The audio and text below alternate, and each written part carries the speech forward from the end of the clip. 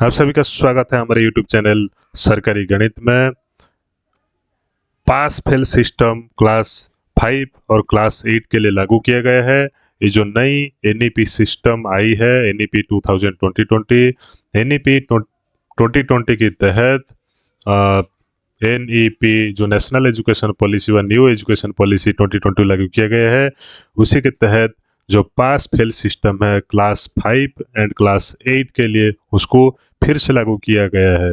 उसके तहत जो RT अमेंडमेंट रूल्स है उसको भी लागू करने की जो रिगार्डिंग है उसके लेटर किया गया है, उसके संदर्भ में लेटर किया गया है। तो इसमें क्लियर कट लिखा गया है, जो बच्चा क्लास 5 क्लास 8 में फेल होगा तो उसको फिर से री एग्जाम करना पड़ेगा।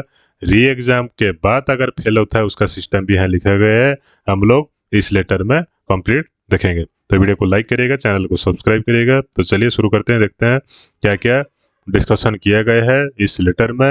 लेटर का भी दिखाया था 18/3/2025 को लेटर आया है, ठीक है।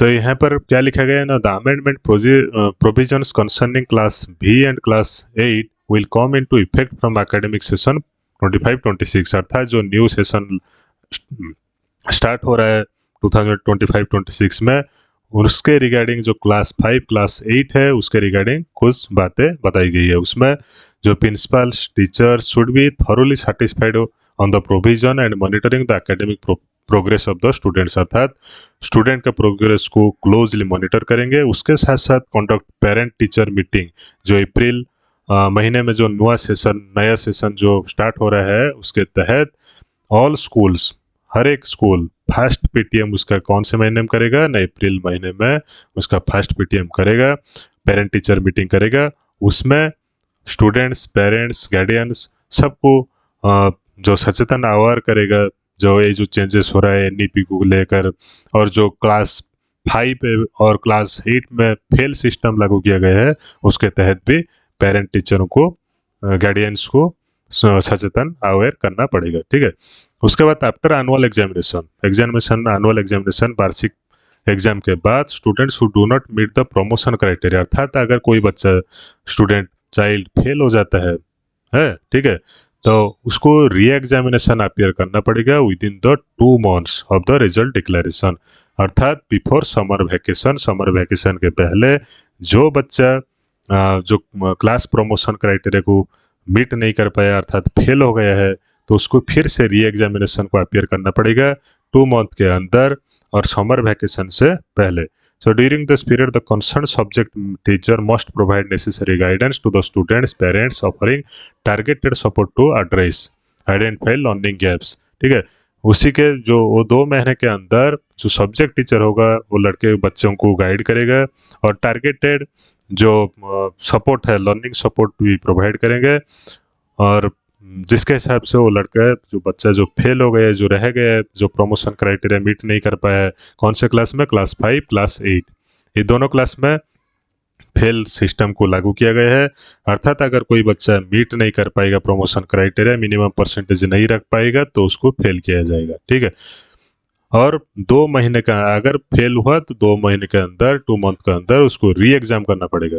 री एग्जाम करेंगे। री एग्जाम करने के लिए चाइल्ड्स का एकेडमिक प्रोग्रेस को भी मॉनिटर करके रखना पड़ेगा, ठीक है। उसके पेरेंट्स के साथ डिस्कशन करना पड़ेगा और सब्जेक्ट टीचर जो होगा वो क्या करेगा ना, उसको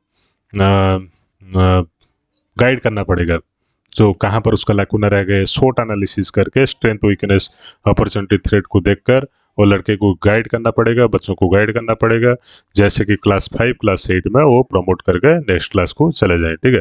तो उस पर जो प्रिंसिपल हैं वो भी उसका फॉलोअप करते रहेंगे, ensuring regular followup, specialised support देना पड़ेगा।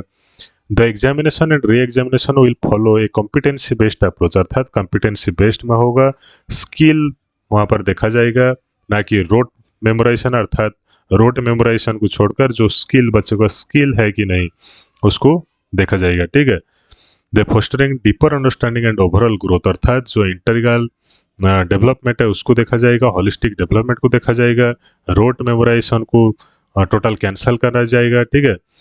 स्किल बेस्ड अप्रोच को देखना पड़ेगा, बच्चों का स्किल है कि नहीं, ठीक है, मैथ में स्किल है कि नहीं, साइंस में स्किल है कि नहीं, स्किल को देना पड़ेगा, एम्फोसिस देना पड़ेगा। उसके साथ साथ if a student fails to meet the promotion criteria in the re examination, अर्थात अगर कोई लड़का, कोई बच्चा, कोई स्टूडेंट अगर री एग्जामिनेशन में फिर से फेल हो जाता है, ही और सी साल B retained in the same class, class 5, class 8, अर्थात एग्जाम के बाद री एग्जाम होगा, ठीक है, री एग्जाम होगा।